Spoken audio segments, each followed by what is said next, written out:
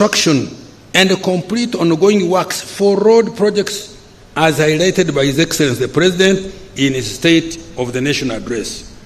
In addition, the roads which had been left out to be prioritized are Puranga Acholi Bur, 64 kilometers, Kampala Gayaza Karaji, 33 kilometers, Lugazi Wikwekiyindi, 28 kilometers, Kabwohe Wizewera Nyakambu Nsika Nyakabirizi, 92.2 kilometers, Kisubi Nakauka Natete Kasanje Impigi Mauguru Nanziga Maya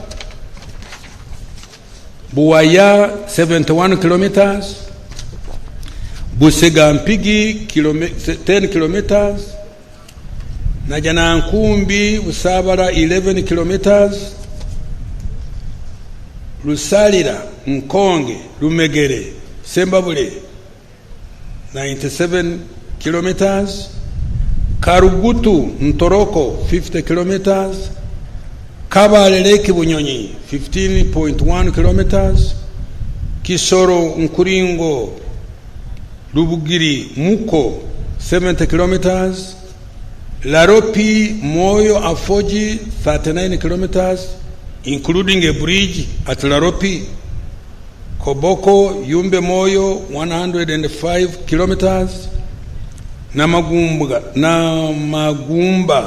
Budadiri Karugugu 33 kilometers, Tororo Busia 25 kilometers, Katuna Mukono Kamuganguzi 104 kilometers, Moroto Lokitanyara 42 kilometers, Hamurwa Kerere Kanungu 47 kilometers, Liantonde Kashagama Nyabitanga Ntusi 57.7 kilometers, Isingiro Rugaga Mutukula Ngarama Kashumba on the border with Tanzania 164 kilometers.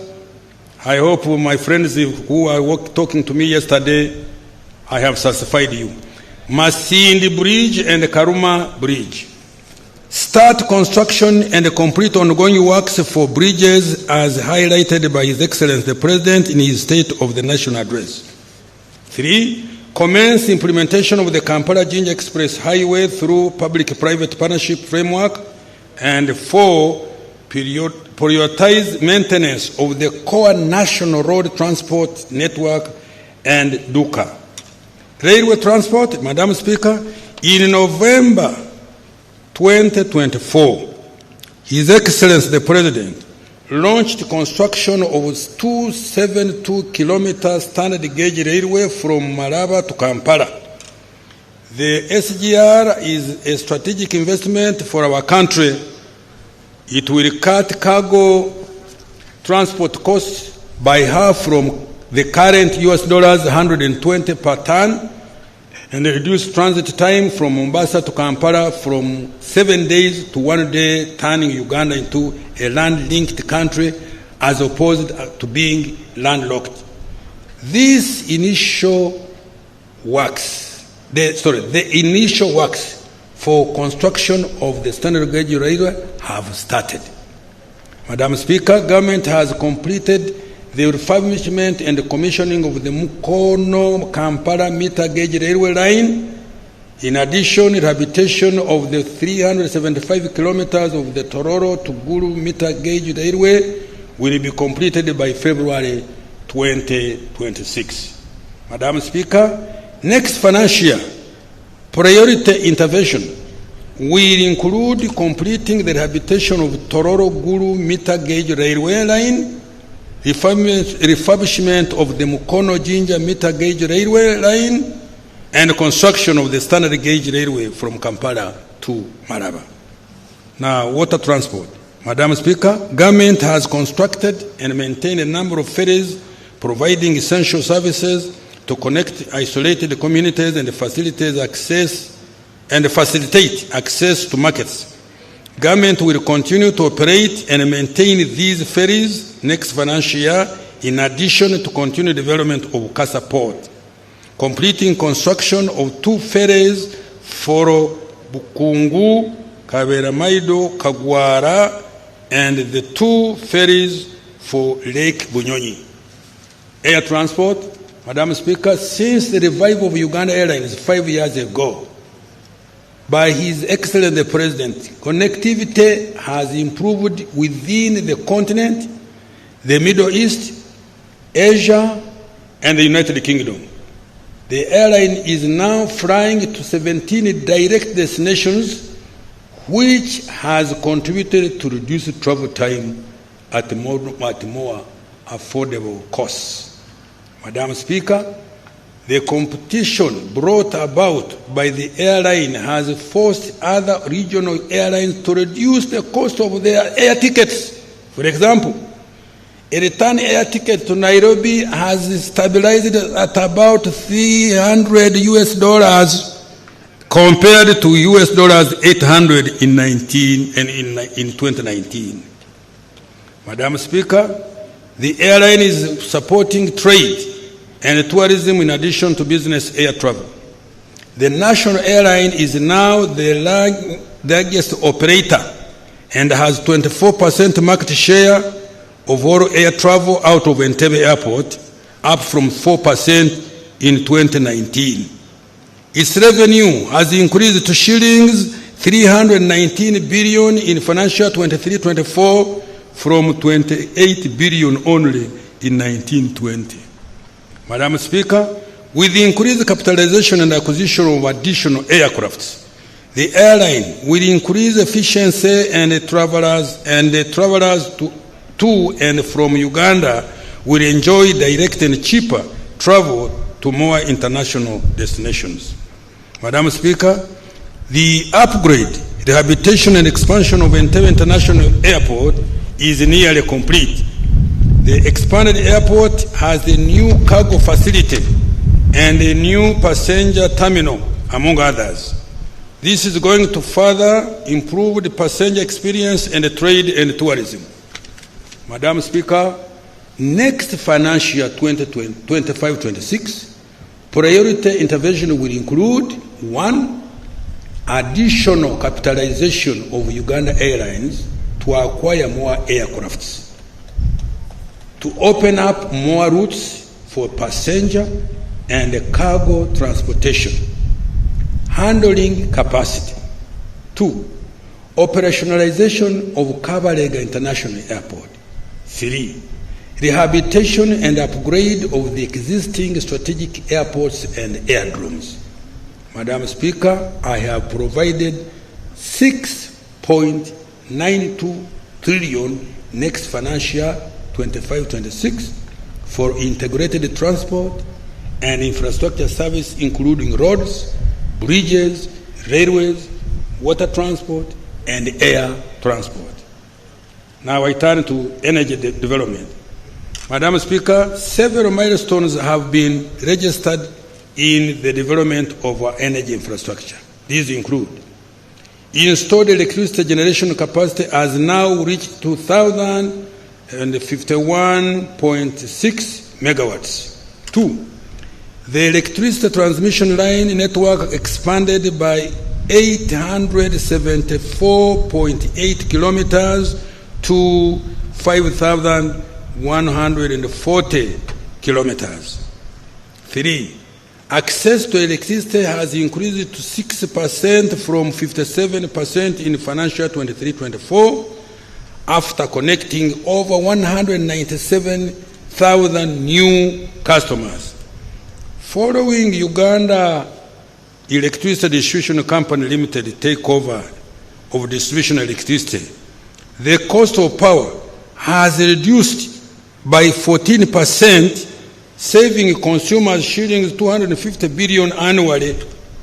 A tariff of $5 cents per kilowatt hour has been achieved for all extra large consumers of electricity as those consuming above 1.5 megawatt at off-peak.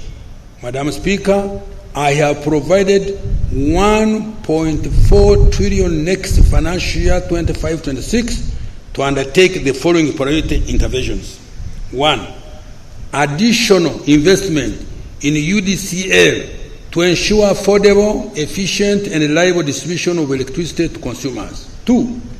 Enhance access to electricity through implementation of the $638 million electricity access scale-up project, covering grid expansion, connectivity, and clean energy options for 1 million new electricity connections. Further, government will continue investing in priority transmission lines and substations, particularly to the industrial parks, growth centers, and other strategic manufacturing facilities like the clinker factory in Moroto, Karamoja, the fertilizer factory in Kampiringisa Mpigi, Simba cement factory in Imbarara, Western Uganda, Dairy Farmer in Matuga, Wakiso district, and the coffee factory in Ntungamo, among others. Commence development of new power generation plants to meet growing demand. These include new hydropower plants at Ayago and Oryang in Nyoya district, and Kiba in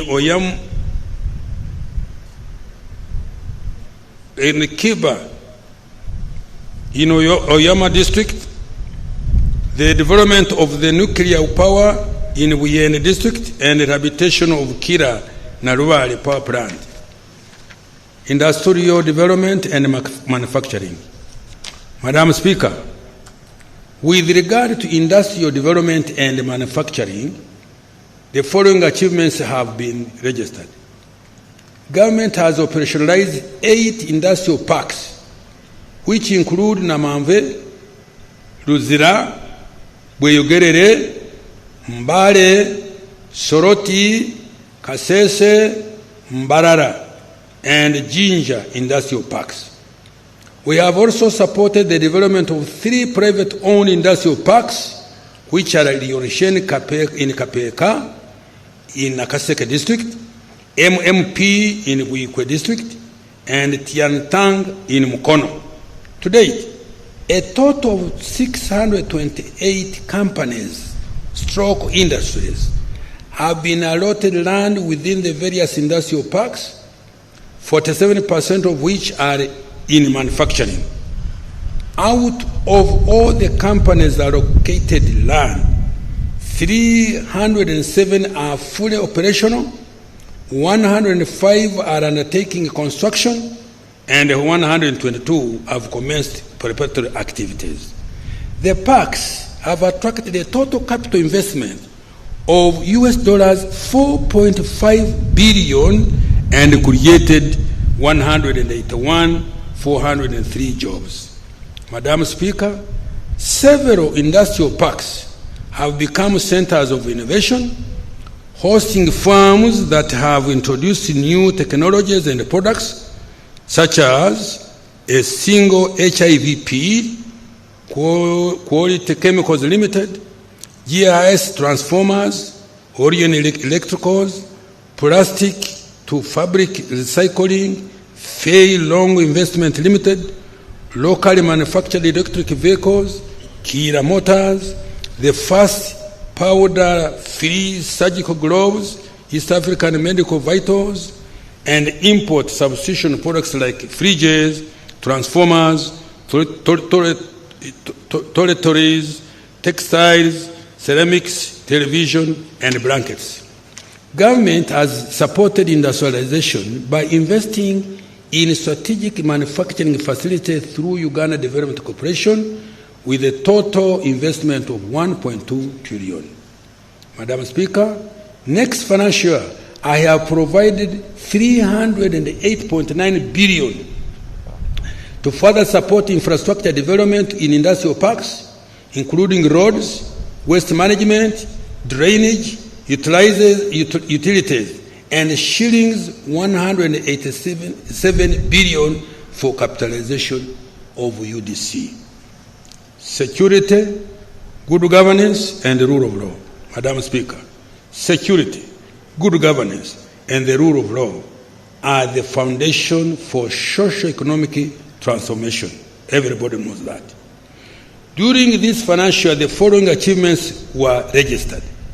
1, strengthened and modernized the security infrastructure to protect Ugandans, investors, and our visitors from any security threats. We have invested in security apparatus, more sophisticated intelligence network, and border control mechanism.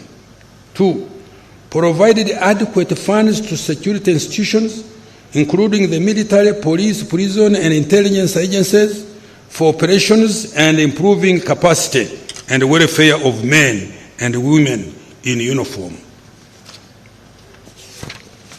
3, promoted regional and international relations, including playing a strategic role in the peace process in Somalia, South Sudan, the DRC, and Equatorial Guinea.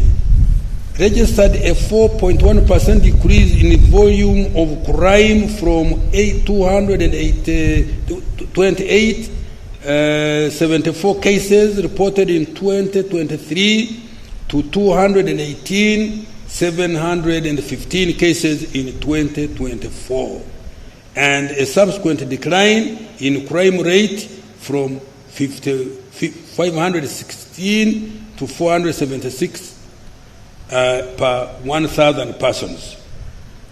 Commenced mass enrollment of Ugandans on 17th May 2025 to acquire national identity cards with a target of registering 17.2 million unregistered persons and renewing 15.8 million expired cards. Apart from securing elections and aiding our national security, the national ID has contributed to improve the efficiency in accessing public services, broadened financial inclusion, easily travel within the East African community, and stamped out fraud arising from identification. Improved efficiency in the delivery of citizenship and immigration control services. The average turnaround time for processing of honorary passports has reduced to 4 from 14 days. Government has started to roll out the intelligent transport monitoring system to improve security. To date, 26,818 vehicles and 62,512 motorcycles have been registered. In addition, government has invested in security cameras to improve tracking of crime in Greater Kampala metropolitan area on major highways. Sorry. Government has also started implementing regulations for speed limits using the express penalty system to reduce fatalities on roads. This is the way to go.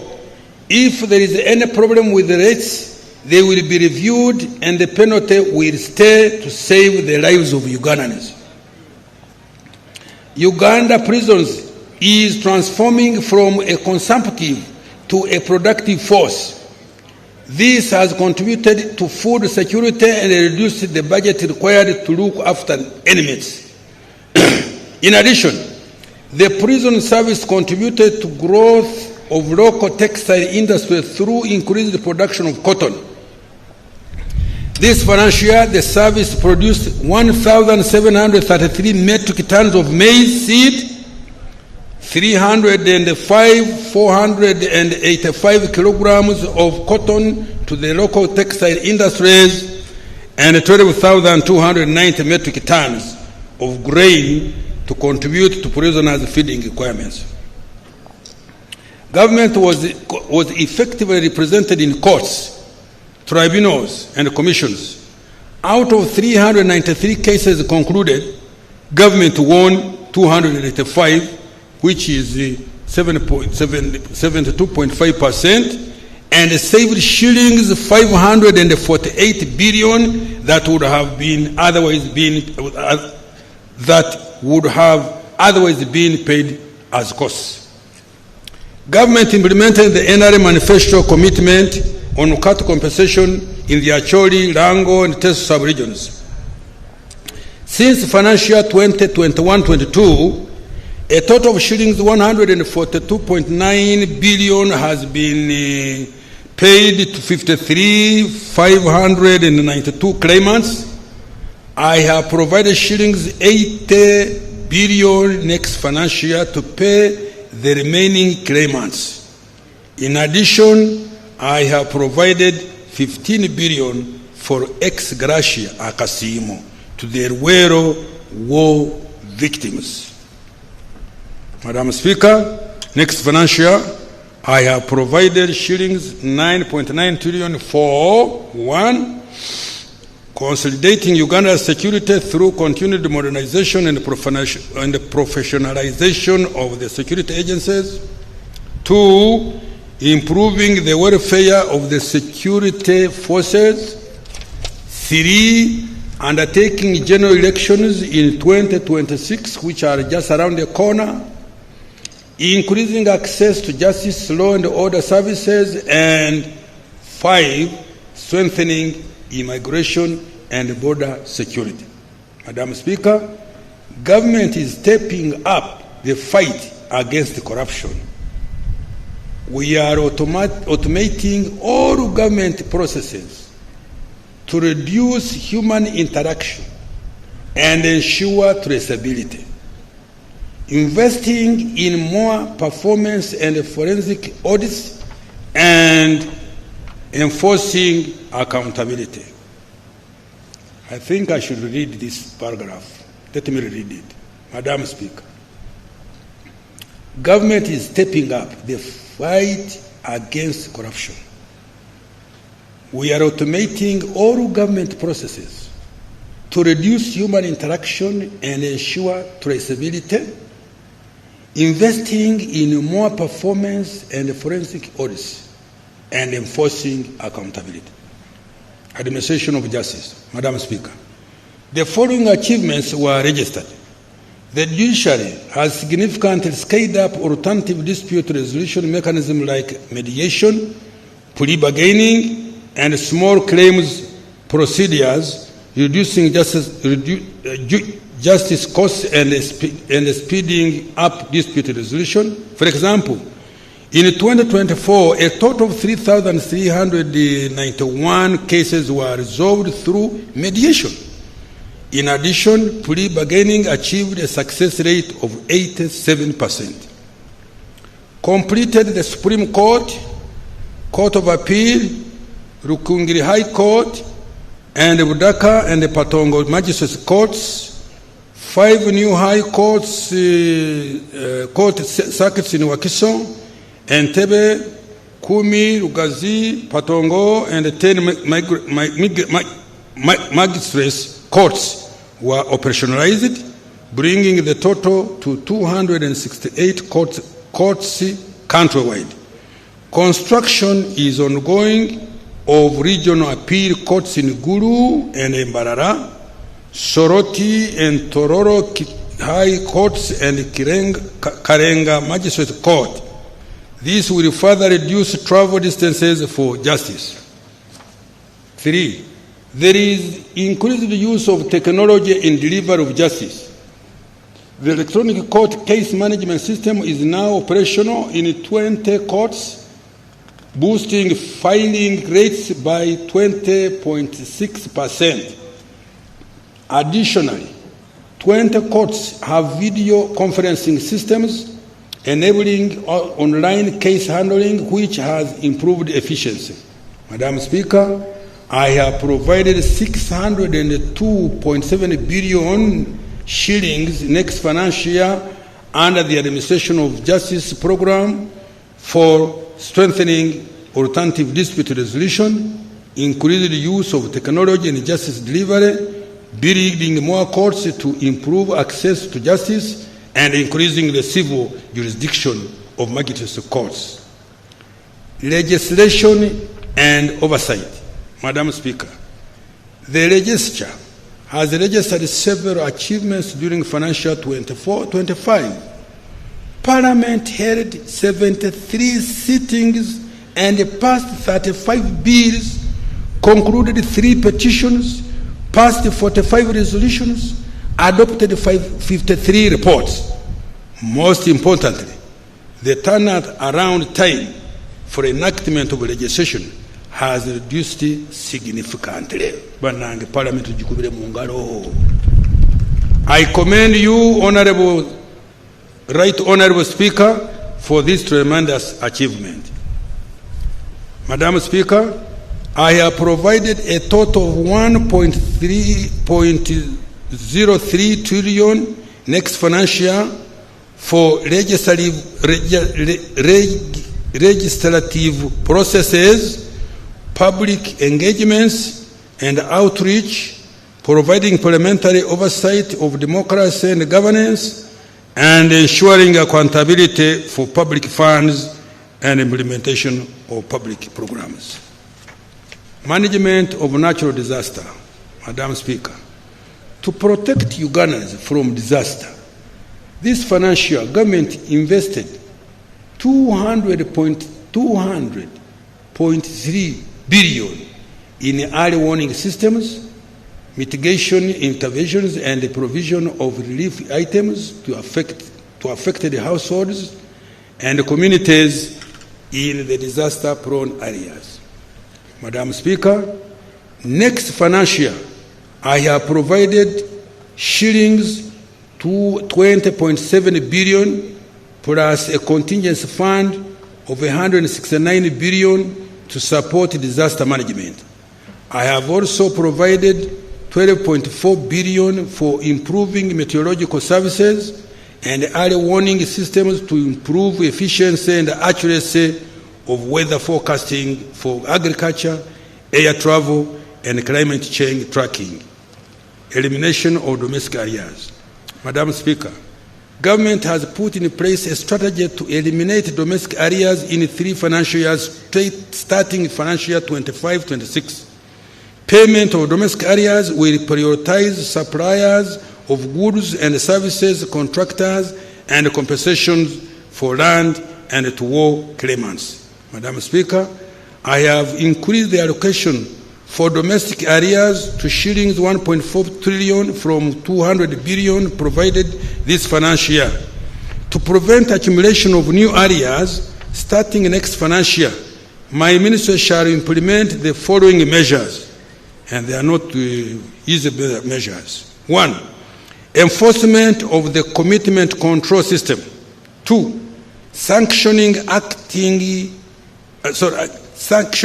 accounting officers responsible for creation of N areas.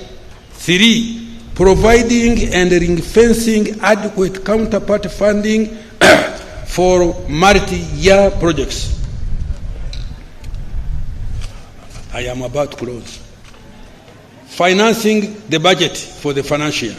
Resource envelope. Madam Speaker, the total resource envelope for financial 25-26 amounts to 72 trillion 376 billion 481 million 502,103 shillings. This is detailed as follows. Domestic revenue amounting to shilling 37.55 trillion, of which 33.7 is from 33.94 trillion will be tax revenue, shillings 3.28 trillion non-tax revenue, and shillings 328.6 billion local government revenue. Domestic borrowing, shillings 11.38 trillion, domestic financing maturing domestic debt 10.30 trillion, grants and external borrowing for general budget financing is 2.08 trillion, External financing for projects is 11.33 trillion, of which 2.8 trillion are grants. Expenditure allocations. Madam Speaker, the following resources have been allocated as follows. Wages and salaries, 8.57 trillion. Non-wage recurrent expenditure, shillings 28.33 trillion, which also includes operational funds for institutions, financing for all wealth creation funds, financing for science and technology investment, grants for education and health, medicines, maintenance of infrastructure, and interest payments, among others. 3. Development expenditure, 18.24 trillion. 4. Domestic debt for refinancing, shillings 10.03 trillion. 5. Debt amortization, 4.98 trillion. 6. Domestic debt repayment to Bank of Uganda, 493 billion. 7. Domestic arrears, 1.4 trillion. 8. Local government expenditure from own revenue, shillings 328.6 billion. Madam Speaker, I have attached the details of the resource envelope and expenditure allocations by vote for financial year 25-26 as annexes 2 and 3. The financing strategy for financial year 25-26, Madam Speaker, below is the financing strategy for next financial year. 1. Improving tax administration to raise an additional shillings 1.89 trillion. 2. Introduction of new tax measures to increase domestic revenue by shillings 538.6 billion. 3. Rationalizing tax exemptions to eliminate inefficient ones that do not support industrial policy. 4. Repurposing resources in the budget for financial 24-25 from less productive to high impact areas in line with the 10-fold growth strategy. 5. Mobilizing more concessional financing from international financing institutions such as the World Bank, IMF, African Development Bank, Islamic Development Bank, Badeya ECT. 6. Mobilizing development finance from other innovative sources, including public-private partnerships, climate finance, private equity, sukuk bonds, panda bonds, diaspora bonds. Tax for financial year 25-26. Madam Speaker, an additional revenue of shillings 538.6 billion will be raised from new tax policy measures that were approved by Parliament. In addition to raising revenue, the measures will support the growth of businesses and the economy. The measures also include technical amendments to tax laws aimed at improving clarity and consistency, creating a fairer and a more predictable tax environment for businesses and taxpayers, and removing ambiguities that create loopholes leading to revenue leakage. These amendments are also intended to enhance tax administration, encourage voluntary compliance, and empower Uganda Revenue Authority to effectively enforce tax laws. Madam Speaker, I wish to present key highlights of the changes in tax laws. Income tax, exemption to start-up businesses. The NRM government has granted a 3-year income tax holiday for start-up businesses established by citizens after 1st July 2025. This is intended to support startups that struggle with the high initial investment costs. The incentive is to foster innovation, encourage formalization of SMEs, enhance business survival, and promote employment. Exemption from capital gains tax on transactions. Government has granted an exemption from capital gains tax on transactions where an individual transfers assets to a company they have established but also under their control. This is a deliberate policy intervention aimed at encouraging formalization of businesses. Madam Speaker, currently many Ugandans operate businesses under their personal names, often as sole proprietors or informal entities. When these individuals seek to transition into more formal and structured corporate entities for purposes of growth, access to finance, strengthening governance, or succession planning, they face a capital gains tax liability simply for transferring their assets into a company they fully own. This tax burden has been removed. Income tax exemption for Bujagali hydropower project. Madam Speaker, government has granted an income tax exemption to Bujagali Energy Limited for 1 year up to 30th June 2026 in accordance with our contractual obligations. This is intended to mitigate a rise in electricity tariffs. Stamp duty. Removal of stamp duty on mortgages and agreements. Madam Speaker, government has removed stamp duty on mortgages and agreements. This reform is intended to lower the cost of debt for businesses and individuals. It will also remove the financial burden imposed on businesses and individuals when they enter into agreements. Tax Procedure Code, waiver of interest and penalty for voluntary payment of outstanding principal tax.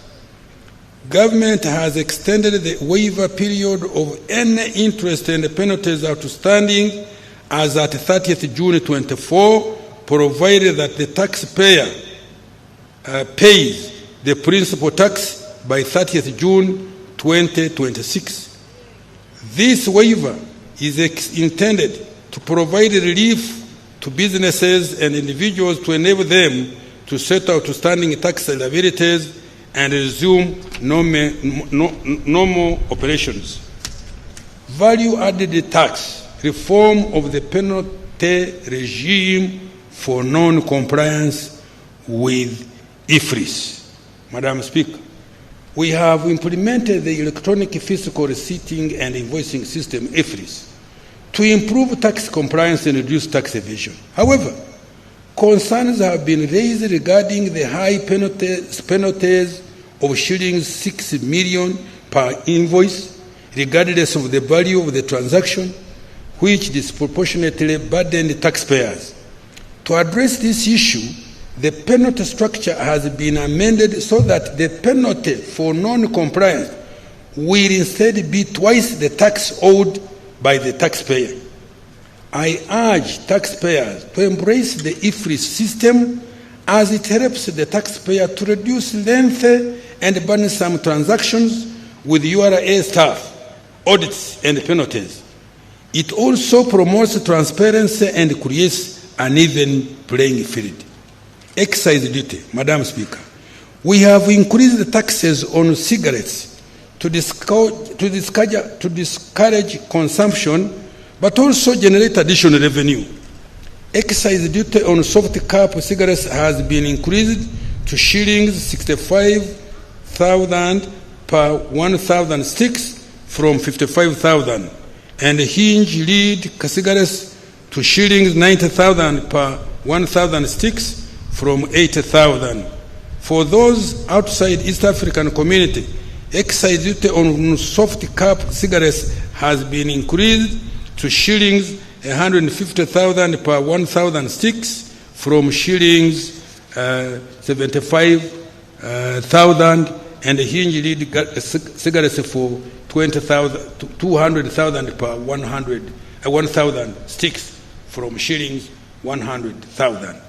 Madam Speaker, government has removed the excise duty rate of 30% or shillings 950 per litre, whichever is higher, on beer manufactured from barley that is grown and malted in Uganda, because it was redundant. Also, government has adjusted the excise duty on beer manufactured with local raw materials content of at least 75% by weight of its constituents, including water, to 30% or shillings 900 per litre from 30% or 650 per litre, whichever is higher. This is to ensure that a manufacturer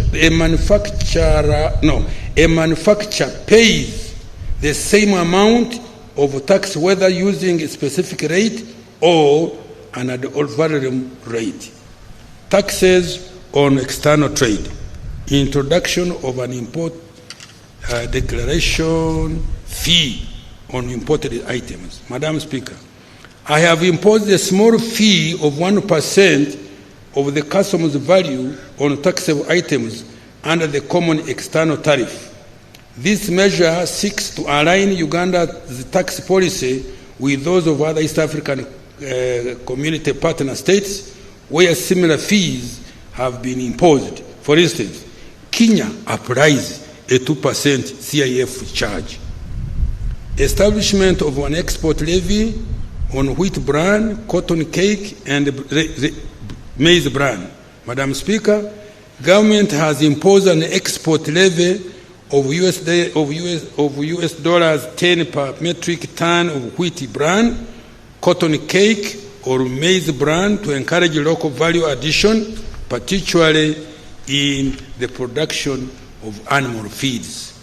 Currently, these products are exported as raw materials in the region, where value is added and imported into Uganda as finished goods. Therefore, this measure will encourage value addition and create jobs for our children. Taxes and on textiles. Madam Speaker, the NRM government has listened to our traders dealing in imported taxes for value addition, as they requested the import duty on imported fabric has been reduced.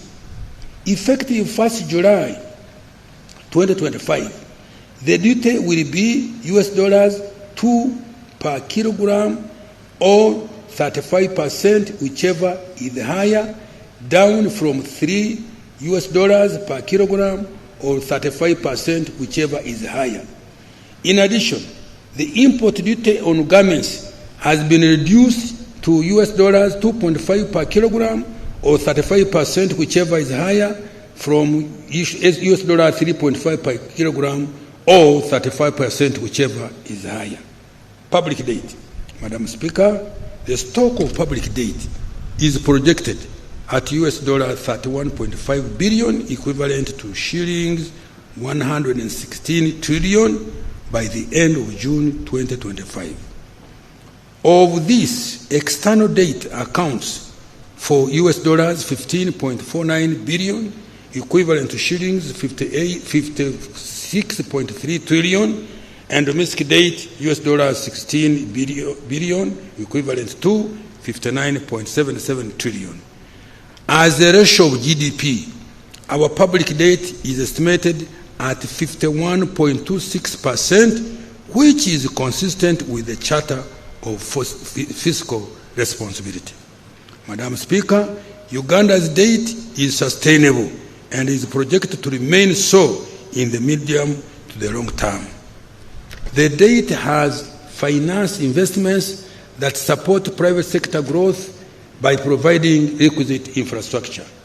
Over the last 10 years, the areas which public debt has financed, including integrated transport infrastructure, 29.3%, electricity infrastructure, including power generation plants and transmission lines, 27.6%, water for production and consumption, 11.5%, agro-industrialization, 5.1%, education and health, 5%, housing and urban development, 3%, and the development of industrial parks, 2%. To maintain public debt sustainability, government is implementing the following actions.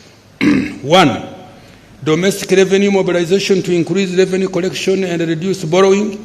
2, mobilization of more concessional financing from international financial institutions such as the World Bank, IMF, African Development Bank, Islamic Development Bank, Badea, etc. 3, implementation of Okusevinga initiative, where Ugandans will invest in government securities using mobile money. Now, I want to conclude. Madam Speaker, I know I have tired you. Madam Speaker, in conclusion, Uganda's economy has taken off. Can I repeat? Madam Speaker, in conclusion, Uganda's economy has taken off. When I did this thing, people started it. We know what we are doing, man. The economic fundamentals, GDP growth, price stability, currency stability, jobs, export, FDI receipts are in good shape and highly competitive regionally and globally. The economic fundamentals, GDP growth, price stability, currency stability, jobs, export, FDI receipts are in good shape and are highly competitive regionally and globally. We have met the criteria for graduation from the category of low development countries. Poverty and inequality have just hold on. We have met the criteria for graduation from category of low LDCs. Poverty and inequality have reduced. Listen to this. Poverty and inequality have reduced significantly. Our deliberate onslaught on the subsistence economy has resulted in cutting the number of Ugandans working for only the stomach, kida kionka, to just 3 in every 10 homesteads. With our renewed commitment to fast-track full monetization of the economy and redirect resources towards agro-industrialization, tourism, mineral beneficiation, manufacturing, innovations by our scientists, and digital transformation, Uganda is indeed unstoppable. Unstoppable. Mwandibadde mukuba mu ngalo nammwe temumpadde maanyi.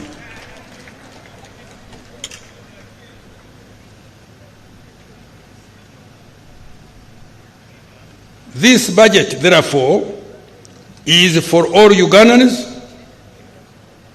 who are ready to create wealth. Fellow countrymen and women, take full advantage of the innumerable opportunities contained in this budget. Innumerable opportunities in this budget.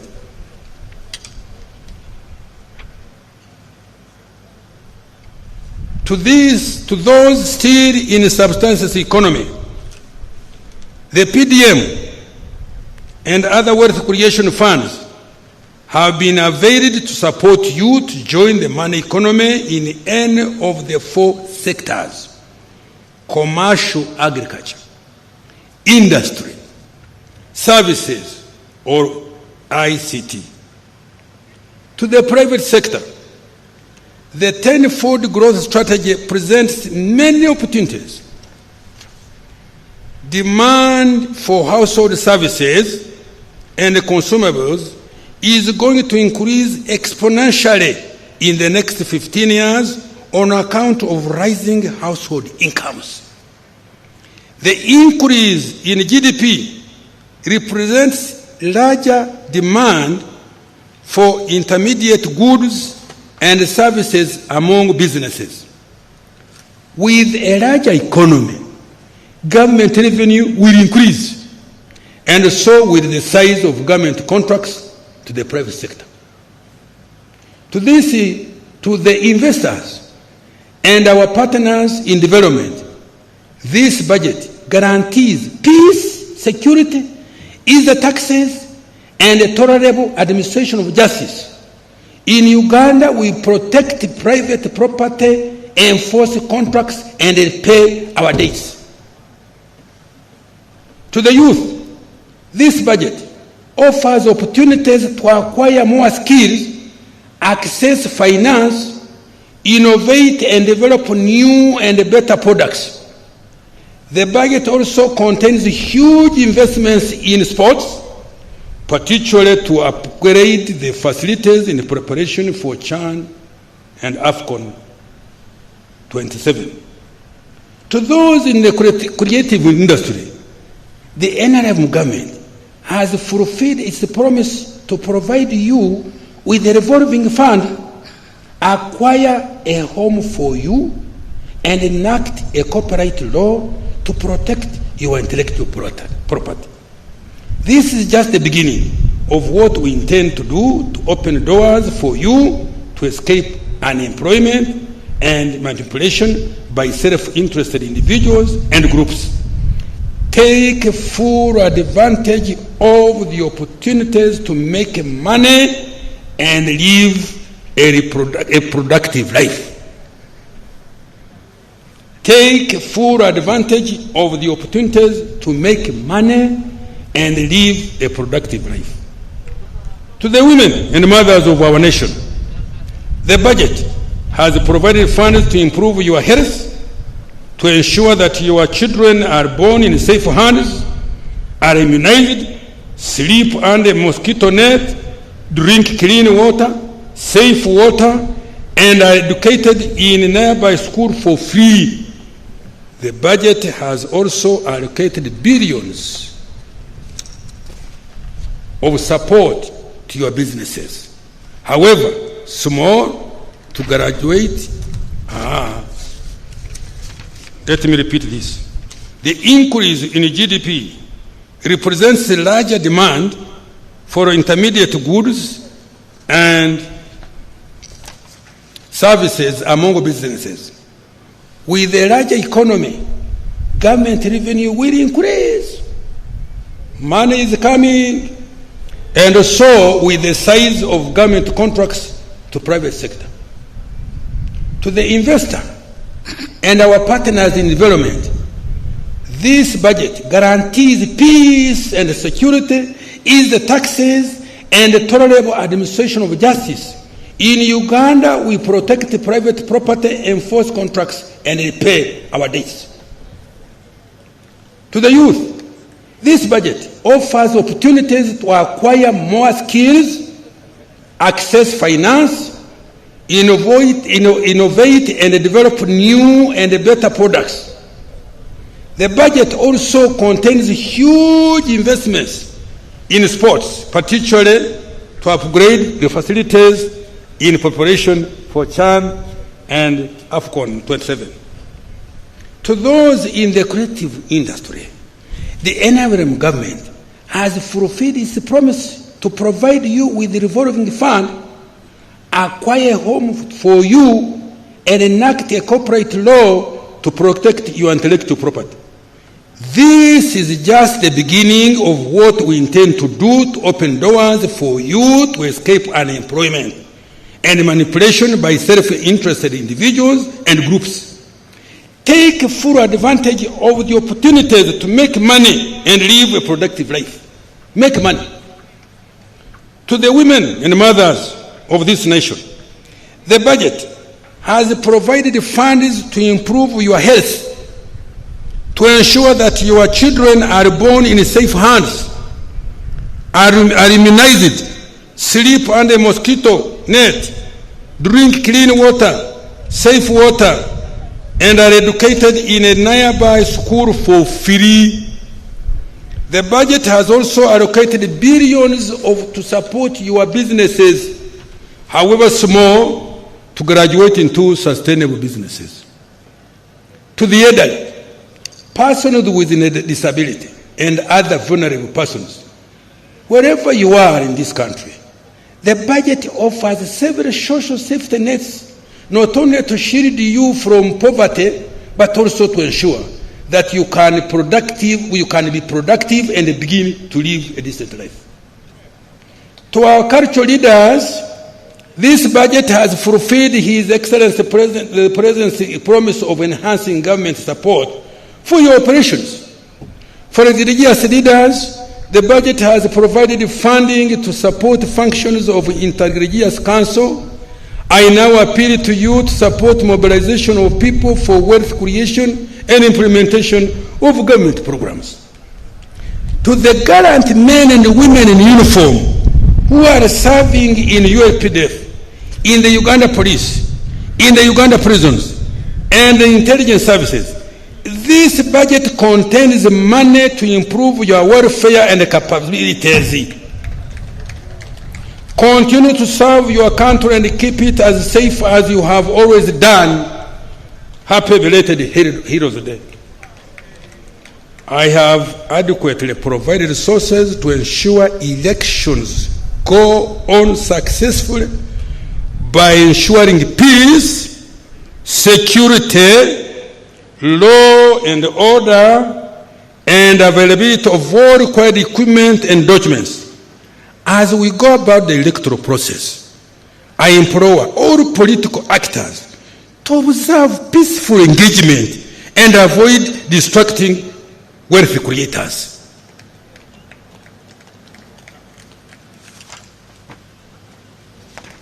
Madam Speaker, as I step off this podium, because the people are tired, but it was inevitable. I could not have abridged this speech. Madam Speaker, as I step off this podium, I would like to reiterate His Excellency President's call to all Ugandans to embrace wealth creation.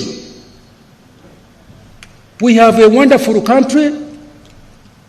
Those of you who have not traveled around the world, you don't know. But we know Uganda is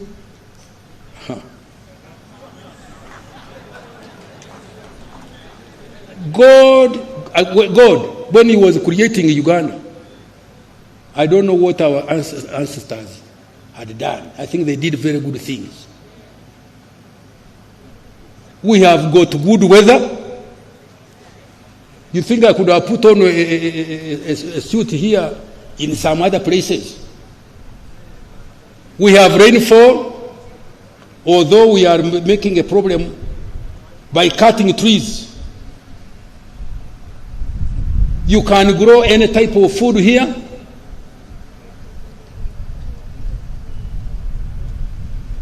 You can eat whatever you want to eat here in Uganda. And we continue crying and poverty. Government has given you all the money that you should take to take it in your enterprises. Please, you excuse me to quarrel when I come to this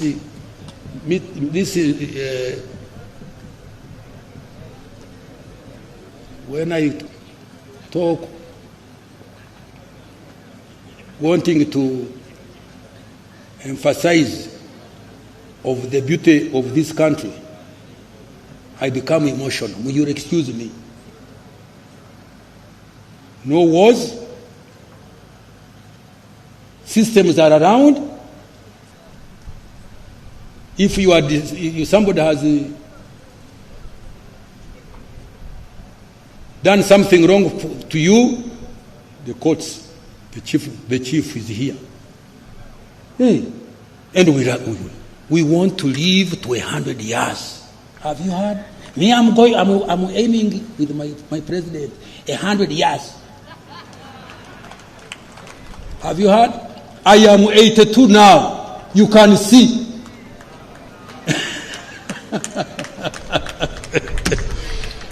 Okay, Madam Speaker, as I step off this podium, I would like to reiterate His Excellency the President call to all Ugandans to embrace wealth creation, but also to embrace what I've said. I dedicate this budget to all the wealth creators, particularly the youth and women. Madam Speaker, I humbly beg to move. Thank you so much, Honorable Minister. And by extension, His Excellency the President, who is the Minister of Finance, for clarity of delivery of the budget speech. Honorable members, you will be availed with the text of the budget speech in the due course. I want to urge you to take note of the government's budgetary priorities and relate the matters to the coming financial year. Next item.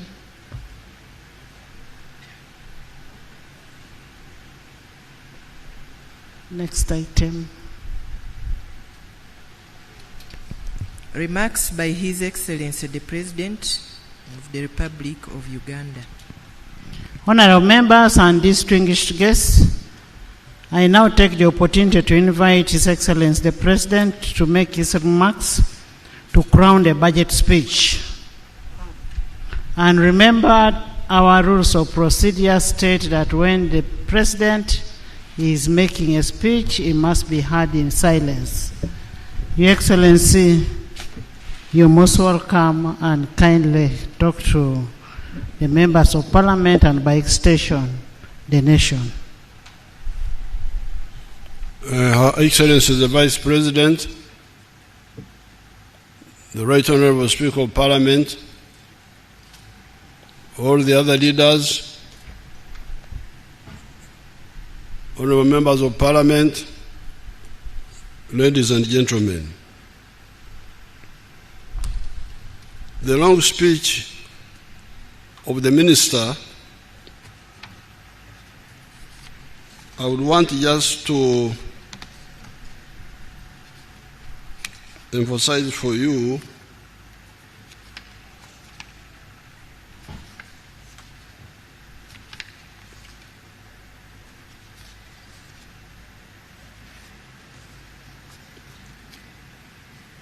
I'm trying to see where it is here in the speech. There's paragraph 11 when you get the speech, where he informs us that the size of the Uganda economy is now $61 billion by the exchange rate method, and $174 billion by the PPP method, purchasing power parity. And because of that, and given our population, which is about 46 million, 49 something, we are now no longer an LDC, the least developed countries. We are now a lower middle income country.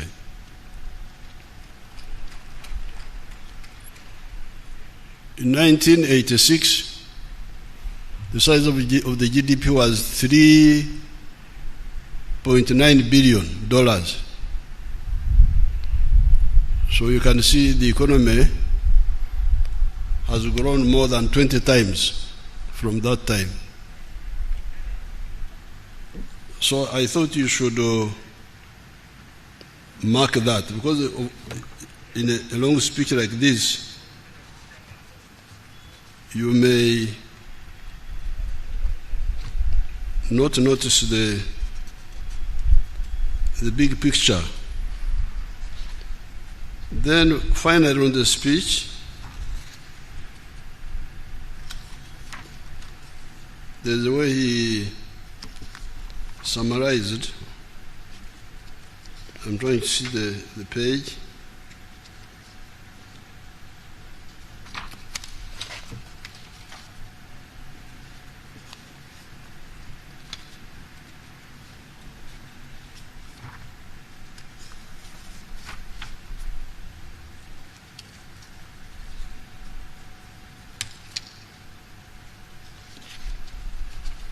This is paragraph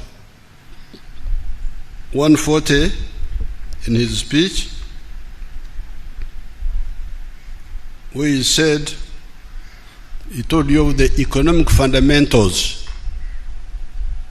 That's a very good summary. And he said, Madam Speaker, in conclusion, Uganda's economy has taken off. The economic fundamentals, and what are those fundamentals? GDP growth. Is the economy growing or not? Price stability. Are the prices stable or not? Currency stability. Is the currency stable or not? Jobs. Are jobs being created or not? Export earnings. Are the export earnings going up or not? And then finally, FDI, receipts, the foreign direct investment. Are they coming in or not? I thought that you should note that. Now, going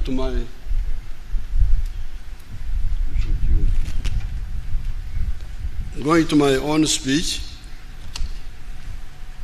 you remember last time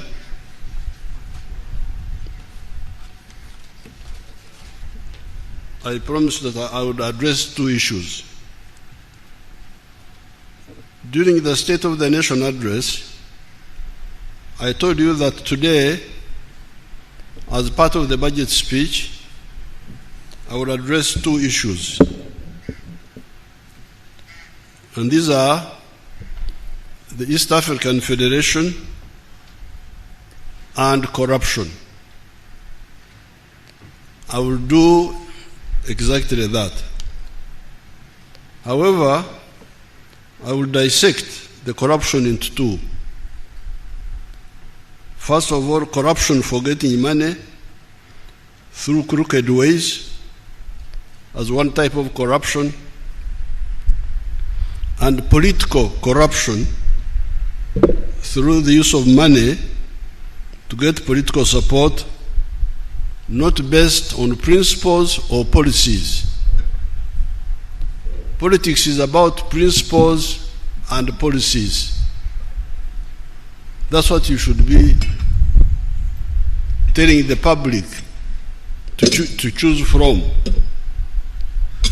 My policy is this, his policy is that, you the public, you choose. But when you bring in money, you are polluting the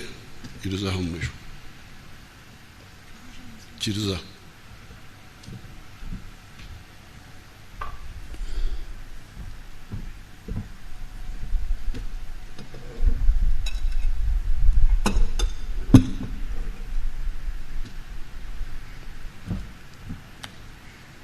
Let me start with the more important question of the political federation of East Africa and possible other federations in other parts of Africa. This was a goal pursued by our ancestors, starting with the Pan-Africanist pioneers among the black people in the United States of America. These were W.B. Du Bois, George Padmore, Marcus Garvey, Sylvester Williams, and others. by the mid-1900s, new actors had come on the scene in the persons of Jomo Kenyatta, Kwame Nkrumah, Julius Nyerere, Sékou Touré of Guinea, Modibo Keita, and others.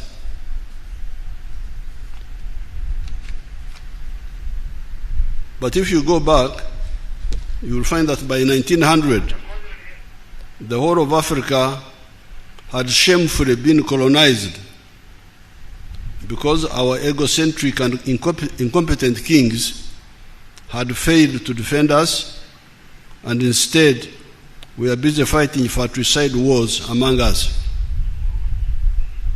At that time, when we were colonized, the slogan for survival was, in quotes, Uhuru na Umoja, independence and unity. That's what we were saying. We unite, we fight for freedom, independence, and then after we unite to get strength. That was the slogan. Starting with 1912, the Africans in South Africa took the initiative and started a new anti-colonial force, the African National Congress of South Africa. And you should know that even Mahatma Gandhi of India was also in India, in South Africa at this time, so he was part of this effort. This marked the beginning of the new African resistance, led by more informed people. Our resistance was assisted by two factors that came on the scene during that century. These were, number one, the emergence of the socialist camps of nations in the form of the Soviet Union in 1917, China in 1949, and others. These huge countries were taken over by people who did not believe in colonialism. These were the communists. So this was a new factor. As we were fighting for our freedom, this new factor came on the scene. And the second factor were the fratricidal wars, fratricidal inter-imperialist wars of 1914 to 1918 and 1939 to 1945 among the imperialists. The imperialists were now fighting over us. Who will control which one? You know, those imperialists had divided us up, shared us like a cake because of our incompetent kings here. Came, sat in Berlin, this is for you, this is for you, this is for you. Then there was a new country called Germany, which had become united a short while before that. They wanted to start a war, to say, you are cheating us. We also want a share with the colonies. Then they said, please don't start a war, Bismarck, please. Let's give you some of the properties. You take Tanganyika, Rwanda, Burundi, Namibia, Cameroon, and so on. But by the end of the century, Germany was saying, you have cheated me. I also need more slaves. I need more colonies. That's how their wars started, fighting over us. These two factors, on the one hand, meant that the worldwide anti-colonial movement, including the African anti-colonial movement, could receive solidarity from those socialist countries. And on the other hand, the imperialist countries had weakened themselves in the process of their greed for world domination. So as they were fighting over us, Fortunately, they weakened themselves, which was good for us.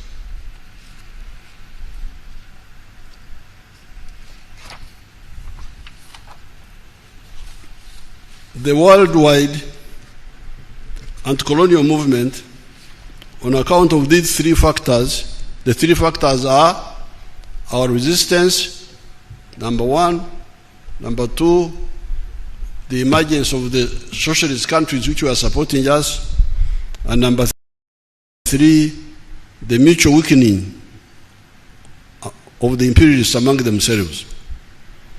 The worldwide anti-colonial movement, on account of these three factors, started squandering strategic victories with the independence of India in 1947, Indonesia in 1945, the defeat of the Kuomintang traitors in China, 1949, etc. Amazingly, the imperialists tried in many cases to maintain colonial control even after these catastrophes. The French tried to recognize Indochina, Vietnam, Cambodia, and Laos until the Vietnamese defeated them at Dien Bien Phu in 1954.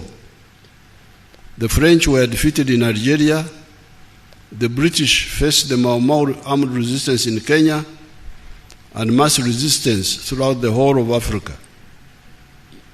Here in Uganda, Ignatius Kangave Musazi led the mass resistance movement.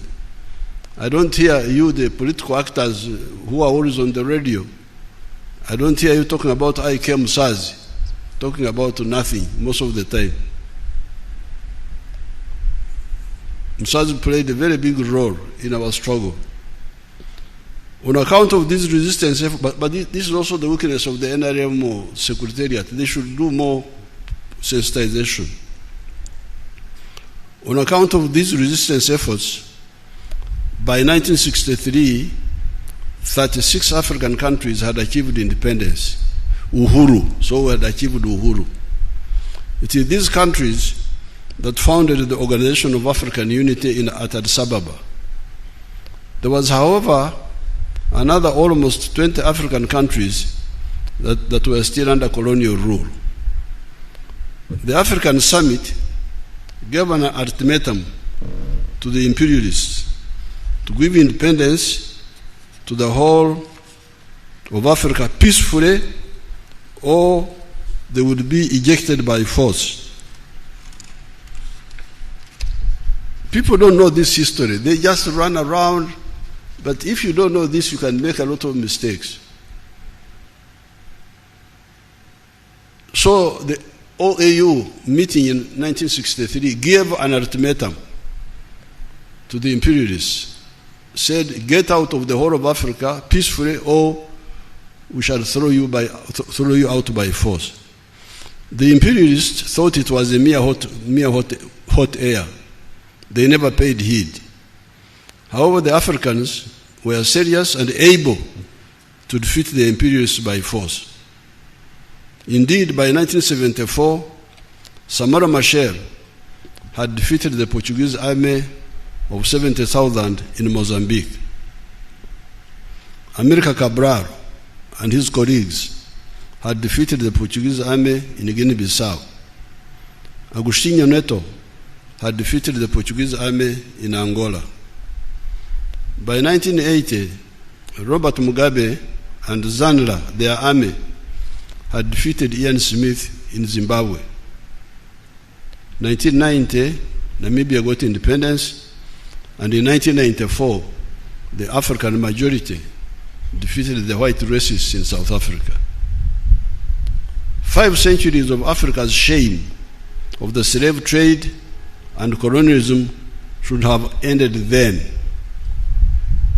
This is where we need to really examine ourselves, because we achieved victory both by peaceful method and by war. So what happened? What happened? When you hear people on the radio talking, just talk, empty talk. What happened? Why did we people? This is not fiction. It is history. we defeated the imperialists by peaceful means, but also by war. So what happened? Exactly what happened?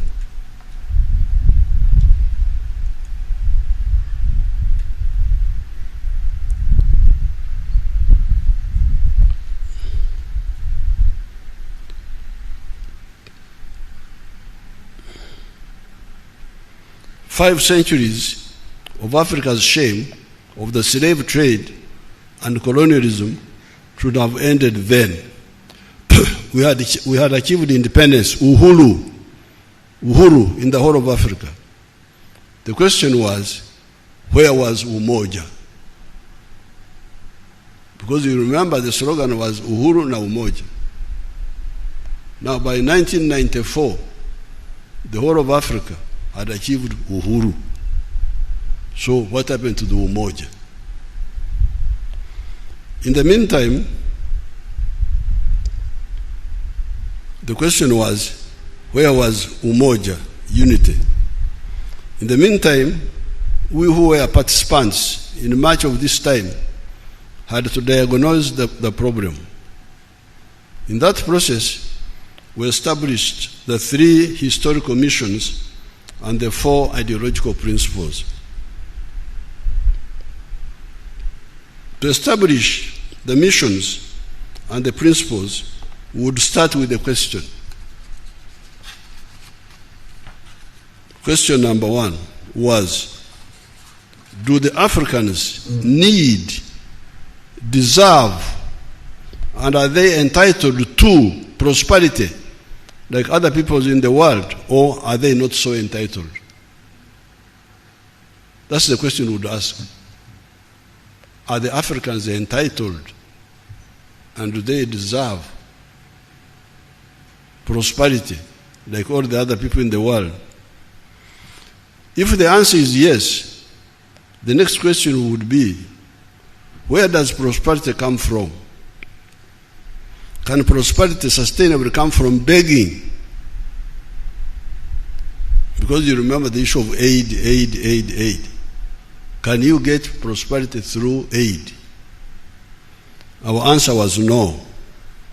Prosperity can only come from producing a good or a service, which is what Honorable Kasej is saying, by being a wealth creator, producing a good or a service by an individual, a family, a company, etc., and selling it sustainably with Echibaro. Echibaro is the assessing the profitability. In that way, you will get income and solve your problems. That, however, raises another question. Who will sustainably buy our goods or our services reliably with predictability? Because you can see what's happening in the world. The other time, you people, you said, well, we don't want our children to be homosexuals. Our children, we didn't say other people's children. We don't want our children to be homosexuals. Oh, and some of our friends who had given us market access took us off the AGOA list. Imagine. So, how can you rely on such a person for business? Today, you trade with him. Tomorrow, he stops you because of your internal policy, not even anything affecting him. So, the third question, who will sustainably buy our goods or services reliably and with predictability? When we started the African tribes, including my own, the Banyankore Bahororo, we discovered that intra-tribal trade is either limited or completely absent. Why? It is because these communities sometimes produce similar products. The Banyankore Bahororo, for instance, all have milk, beef, bananas, etc. A does not buy from B and vice versa.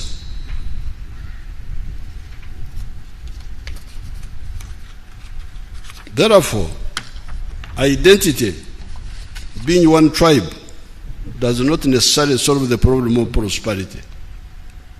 Happily, we discovered a ready solution, and this was Uganda, that multi-tribal unity, which was already there. You had the Banyankole Bahoro there, but you also had other people. Even in the colonial times of the small enclave economy, the business complementarities among the tribes were already coming up. I was able to pay for education on account of two categories of actors. Category one was Amos Kaguta, my father, who had cattle he had inherited from his ancestors.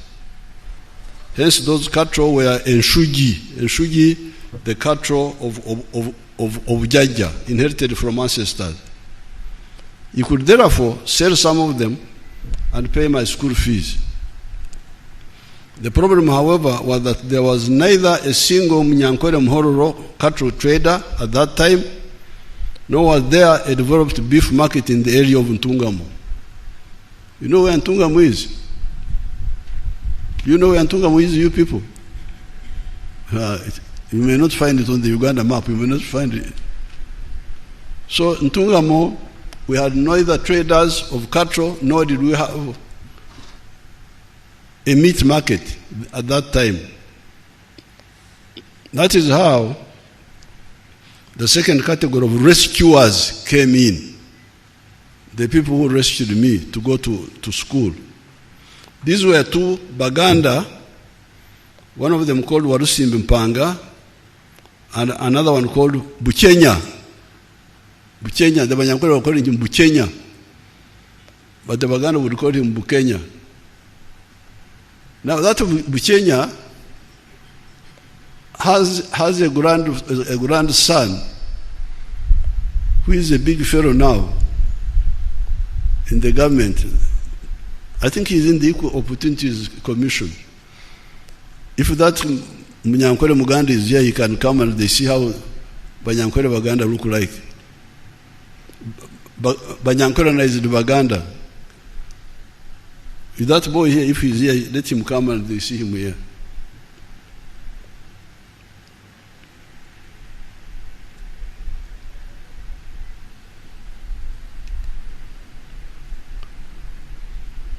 And then there was also a white man, Share. Was a white man, Share. Warusimbi was buying cattle for the Kampala beef market, Bukenya for the Mbarara market, and Share for the Kirembe copper mines workforce.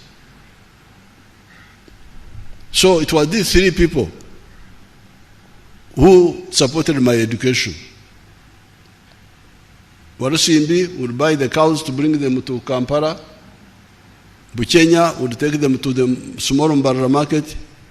Share would take the cows to Kirembe market. Even at that time, the complementarity among the tribes was becoming clear. But even in the pre-colonial times, the interzones trade had become clear. Textiles, Emyenda, were coming from the coast in Zanzibar. The glass beads and Kwanzi were from the same source, and so were the guns.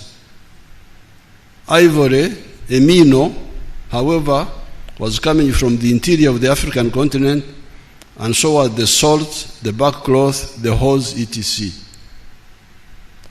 It is this historical mission of the need for prosperity that led us to discover the first ideological principle of our movement, of the NRM. As the minister was saying, patriotism, love Uganda. Why? It is because you need it for your prosperity as a market, among other advantages.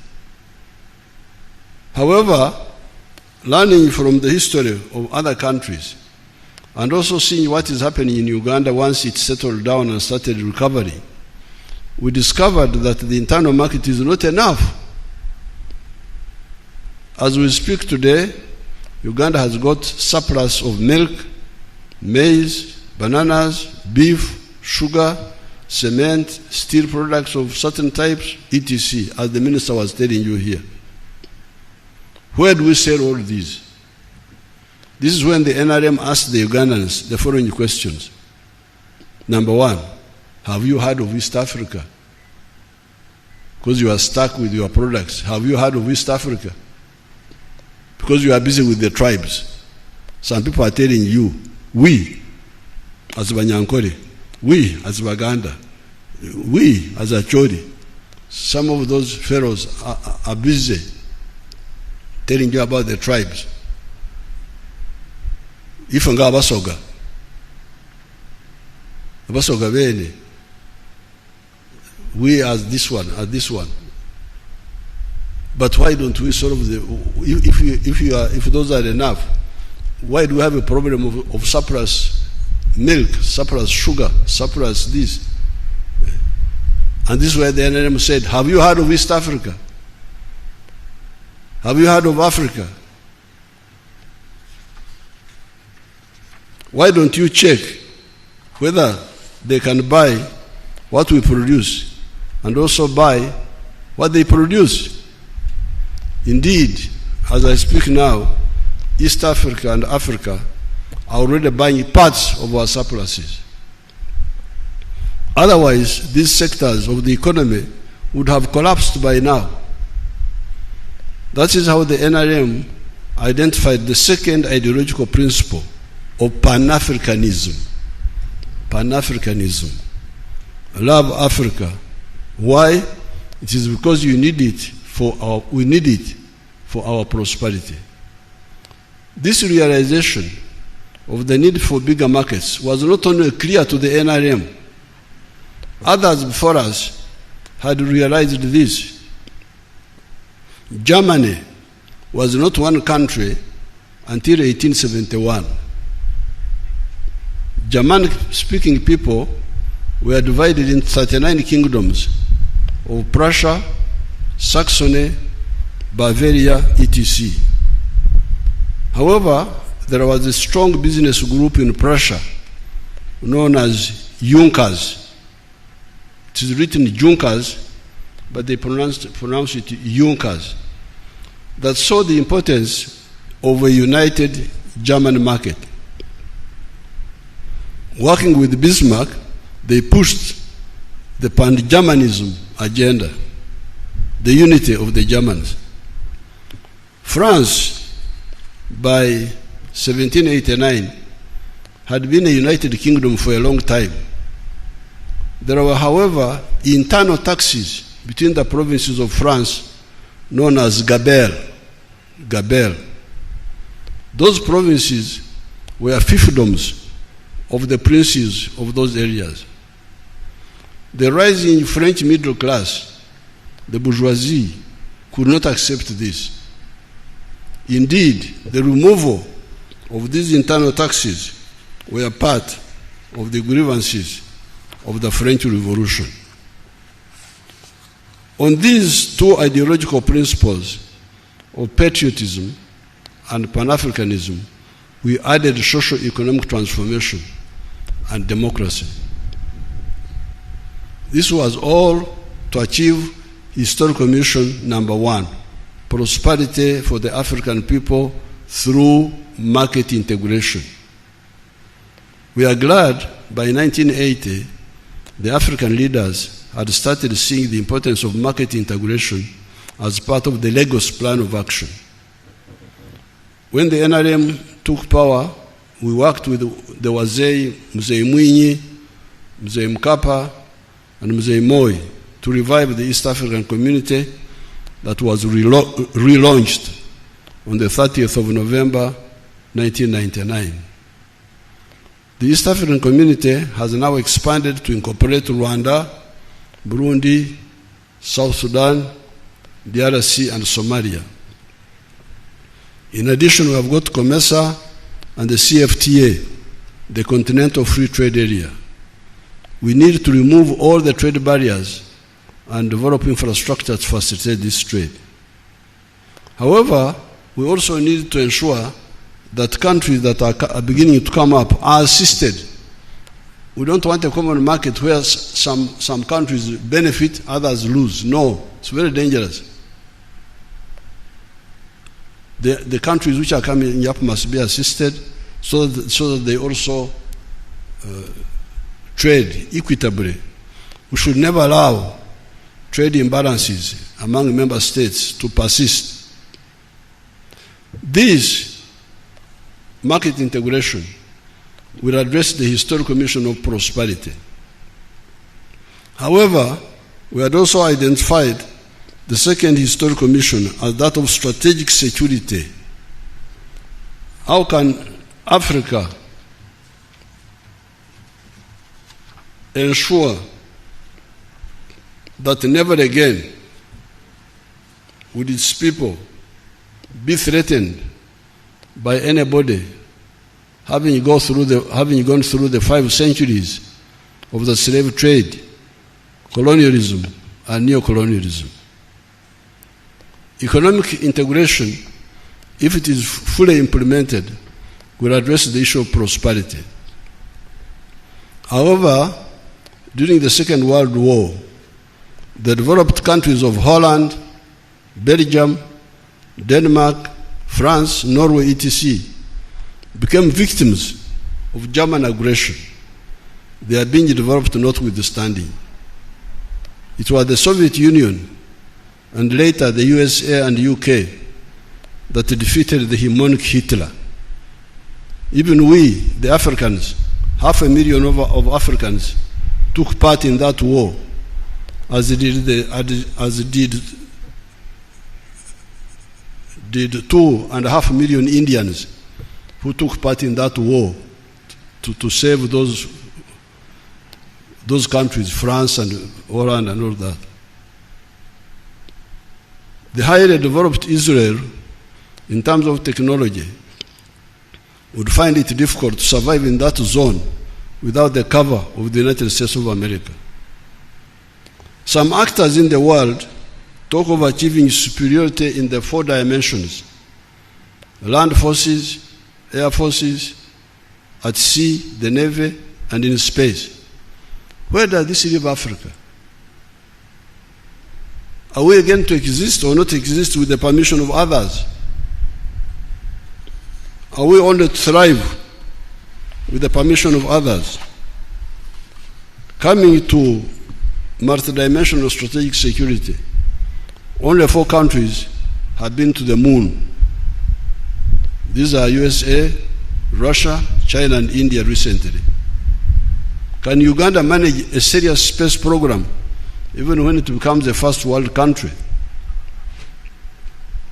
As we tried to answer that question, there was already an answer given by our elders before independence.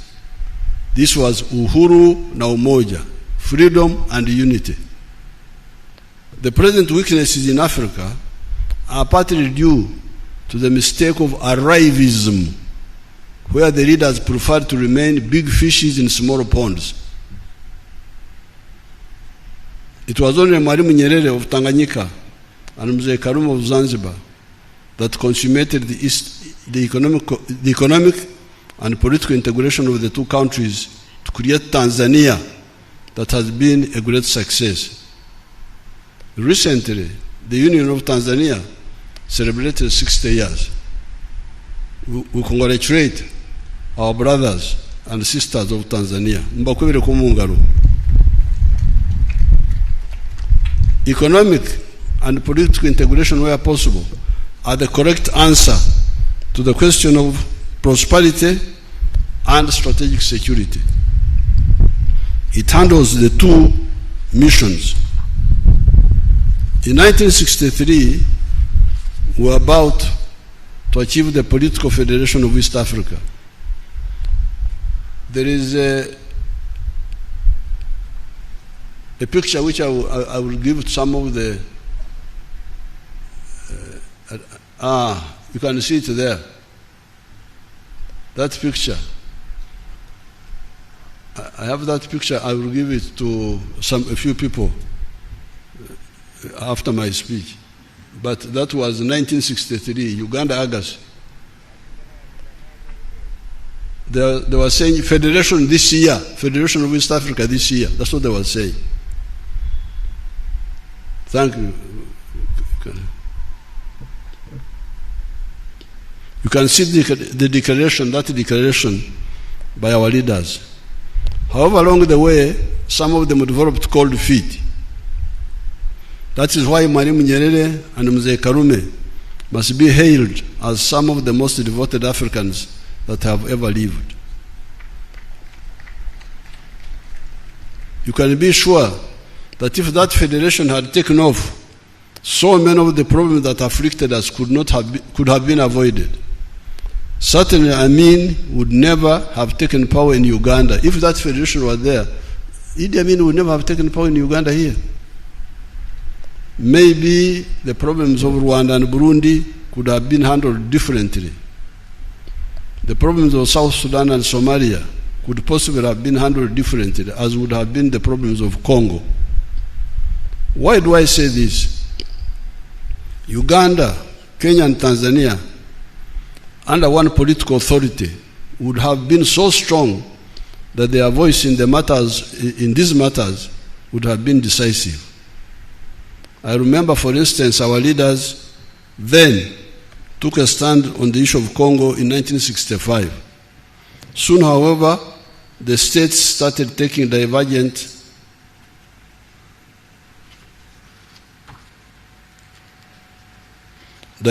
positions, which would not have been the case if they were under one political authority. We must again salute Mwalimu Nyerere and Tanzania, because without the support of much of Africa, except for Zambia, Botswana, Algeria, Nasser's Egypt, and Guinea-Conakry, they were able to be a reliable rear base for the anti-colonial armed struggle that raged in Southern Africa from 1962 to 1994, when South Africa achieved freedom.